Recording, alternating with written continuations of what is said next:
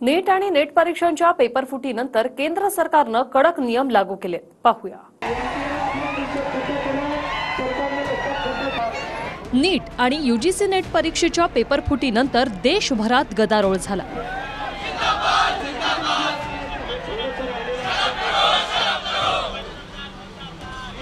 त्यानंतर आता अशा घटना रोखण्यासाठी सरकारनं मोठा निर्णय घेतलाय.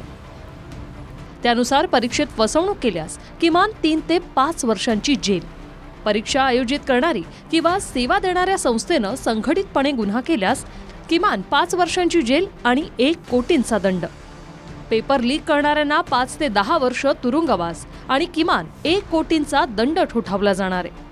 शिवाय परीक्षेचा संपूर्ण खर्चही संबंधित संस्थेकडून वसूल केला जाणार. संसदेने सार्वजनिक परीक्षा कायदा 2024 हा फेब्रुवारी महिन्यात मंजूर केला होता.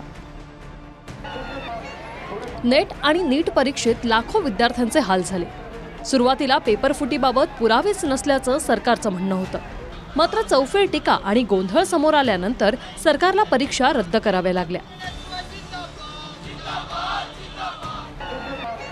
ज्या 2 परीक्षांच्या पेपर फुटी झाल्या त्या परीक्षा काय आहेत ते पाहूया. विक्रम, आ तो गए, जाओगे कैसे? बड़े आराम से. देखिए ये देश हेलो, मैं आ रहा हूँ. और हाँ, भगा कर ले जाऊंगा. सिक्योरिटी! भैया, भाग गए, पकड़ो उनको. हेलो, बोला था ना, भगा कर ले जाऊंगा. विक्रम! एक हिंट तो देते. हिंट? बड़े आराम से. एक आहे नीट म्हणजे नॅशनल एलिजिबिलिटी एंट्रन्स टेस्ट आणि दुसरी आहे नेट म्हणजे नॅशनल एलिजिबिलिटी टेस्ट. नीट परीक्षा ही अंडर ग्रॅज्युएट राष्ट्रीय स्तरावरील प्रवेश परीक्षा आहे. नीट परीक्षा वैद्यकीय अभ्यासक्रम म्हणजे MBBS, BDS यासारख्या प्रवेशासाठी घेतली जाते. ही परीक्षा या घडीला देशातील सर्वात मोठी परीक्षा आहे. आणि नेट परीक्षा ज्यांना प्राध्यापक किंवा PhD मिळवायची आहे त्यांच्यासाठी नेट परीक्षा सक्तीची असते. Bureau report, TV9 Marathi.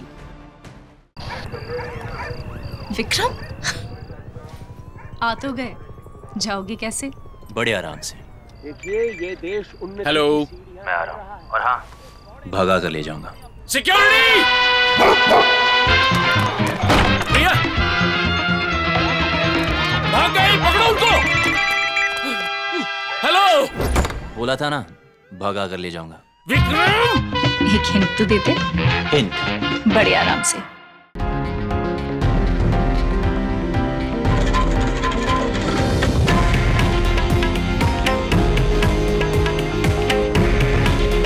हे आहे देशातील नंबर 1 न्यूज नेटवर्क आणि आपण पाहत आहात TV9 मराठी. काळजी तुमची, हित महाराष्ट्राचं.